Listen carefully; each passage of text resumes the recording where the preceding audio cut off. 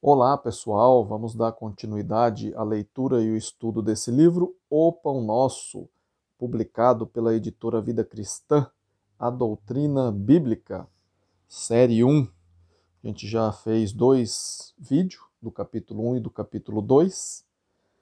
O primeiro capítulo falando sobre os atributos de Deus e o capítulo 2 falando sobre posição e ministério de Jesus.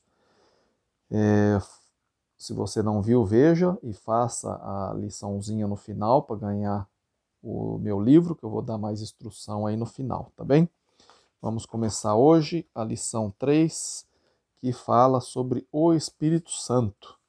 Aí tem aquela leitura diária, deixa eu colocar aqui para vocês podem dar uma pause aí, ó. E tem de domingo, segunda, terça, quarta, quinta, sexta, tá bom? Dá uma pause aí e vocês façam a leitura aí diária. E vamos então para o nosso texto aqui do estudo O Espírito Santo. Vamos ver a base. Diz assim, ó. O Espírito Santo é um dos personagens mais enfatizados na Bíblia, sendo por isso digno de ser estudado com toda a seriedade. Mas pouco se sabe sobre seus atributos e sua maneira de atuar em nossa vida. O interessante, o interesse pelo Espírito Santo através dos séculos teve períodos de ênfase, alternados com outros de pouca ênfase. Por exemplo, nas décadas de 1930 a 1950, raramente ouvimos falar sobre o Espírito Santo.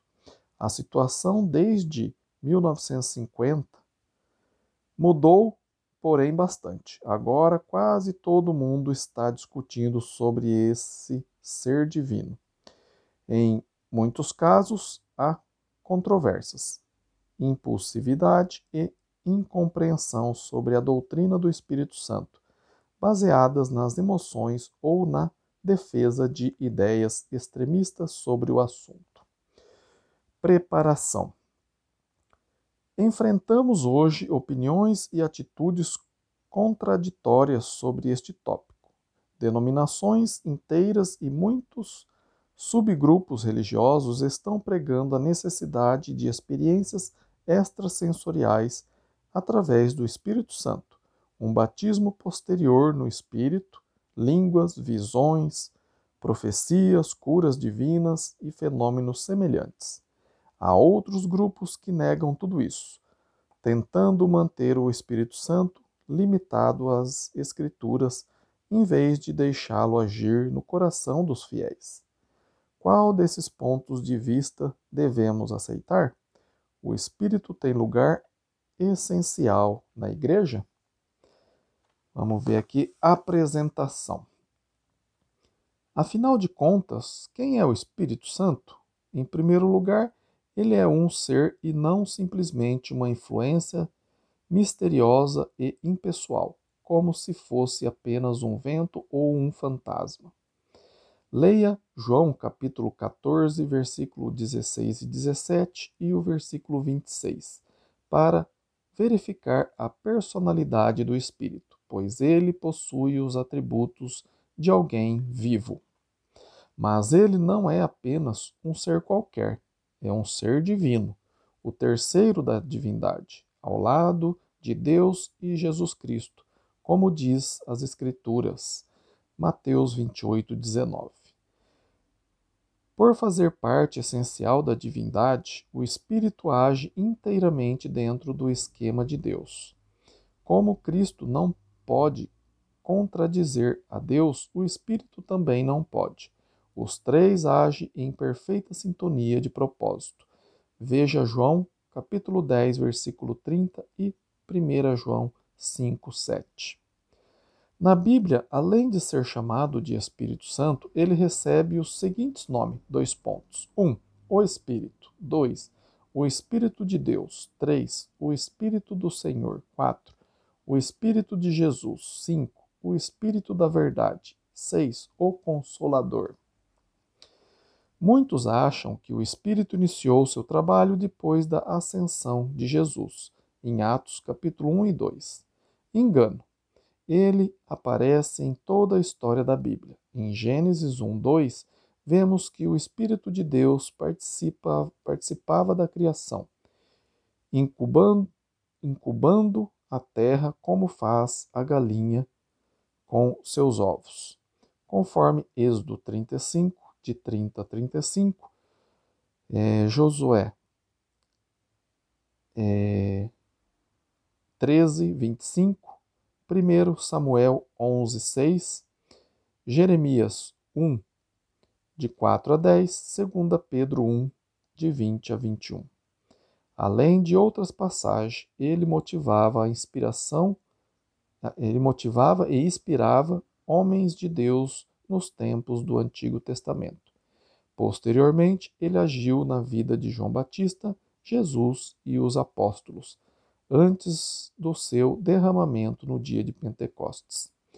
Veja Lucas 3, 22, João 14, 26, Atos 2, 4, e Atos 6, 5 e Atos 13, 9. Ele não somente atuava no coração dos apóstolos, como atua hoje em todo cristão fiel. Ele inspirou a palavra. Está lá em 2 Timóteo 3, 16 e 17. Ele dá vida à palavra para que ela brote em nosso coração. João 3, 5 e Romanos 8, 2. Ele reside em nós desde o nosso novo nascimento, conforme está lá o batismo em Atos 2, 38 e 1 Tessalonicenses 4, 8. Ele conduz nossas orações para junto do trono de Deus, intercedendo por nós. Romanos 8, 26. Ele produz fruto espiritual em nossa vida. Gálatas 5, 22 a 29. Ele nos orienta e fortalece. Atos 16, 6 a 10 e Romanos 8, 13 e 14. Ele nos ressuscitará, enfim, no último dia. Romanos 8, 11. Por tudo isso, nunca devemos entristecê-lo ou afastar-nos da sua presença. Efésios 4, 30 e 1 Tessalonicenses 5, 19. Aplicação. O Espírito Santo tem todos os atributos da divindade: eternidade, onisciência e onipotência, conforme Hebreus 9,14, 1 Coríntios 2, 10 e 11 e Salmos 139, de 7 a 10. Mas ele não se limita apenas ao corpo celestial, porquanto faz de nosso corpo uma habitação e transforma-o em santuário divino, conforme 1 Coríntios 6, 19 e 20. Portanto, devemos glorificar a Deus em nosso corpo, respeitando o Espírito, dando-lhe liberdade de ação em nossa vida e sendo a sua orientação. E seguindo a sua orientação para nosso aperfeiçoamento espiritual, conforme está lá em 2 Coríntios 3,18. Versículo para memorização, Romanos 8, 9, abre aspas. Vós, porém, não estais na carne, mas no Espírito, se de fato o Espírito de Deus habita em vós. E se alguém não tem o Espírito de Cristo, esse tal não é dele. Fecha aspas. Lição. Tenho aqui 10 perguntinhas, né? Que eu estou fazendo uma proposta aí para vocês, né? Quem fizer, né, as lições todas, né, desse livro todo e me mandar no meu e-mail, ronaldozm@gmail.com, os 5 melhores alunos que tirar a melhor nota, já está aqui reservado os 5 livrinhos de minha autoria: Como iniciar uma igreja local, com ênfase nas igrejas nos lares, Já está aqui separado. Se você tem interesse em ganhar um livro meu, preste atenção aqui, vai anotando e responda e manda no meu e-mail. Eu vou até colocar aqui, ó, para vocês dar uma pausa aí, se você gosta de fazer lendo, né? Ou copiando. Tem essas perguntinhas aqui e aqui do outro lado termina, né? Deixa eu ver se dá para focar melhor. Aí, aqui termina na 10ª, tá bom? E eu vou estar lendo aqui. Você pode ir copiando aí também, ó. Questionário. Lição 1. O Espírito Santo é um tracinho, você vai completar, e não apenas um vento ou fantasma. Você vai ver lá, ler em Mateus 28 e 19 e responder esse espaço em branco. E continuando, ele é espaço com o Pai e com o Filho. Você vai ler lá 1 João 5, 7 e responder esse espaço aqui também. 2. Quando é que o Espírito Santo apareceu pela primeira vez na Bíblia? Você vai responder aqui quando, tá? O que ele fez na criação? Você vai responder também lendo Gênesis 1, 2. 3. Pergunta 3. O Espírito de Deus se revela em toda a Bíblia. Por exemplo, ele atua na vida de dois pontos. Tem aqui A, B, C, D, E e F. O A você vai ler Êxodo 35, de 30 a 35, e colocar aqui a palavra aqui, né? No que o Espírito Santo se revela em toda a Bíblia, né? Por exemplo, ele atua na vida de.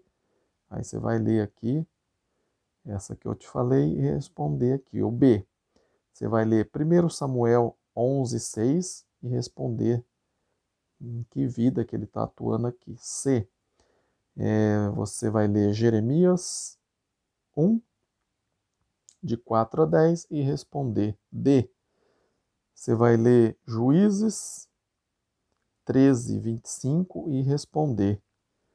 E, você vai ler Isaías 6, de 1 a 10 e responder. F, você vai ler 2 Pedro 1, 20 e 21 e responder aqui, tá bom? Pergunta 4. No Novo Testamento, o Espírito atuava na vida de tracinho, você vai ler Lucas 1, 15 e responder.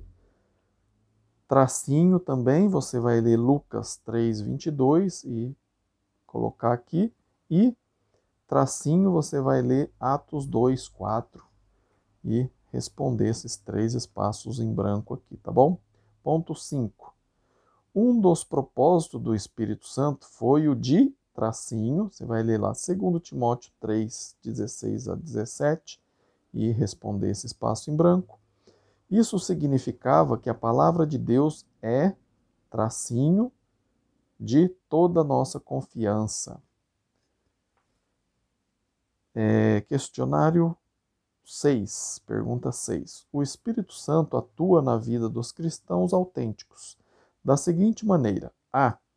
Você vai ler João 3, 5 e Romanos 8, 2 e responder a letra A. B.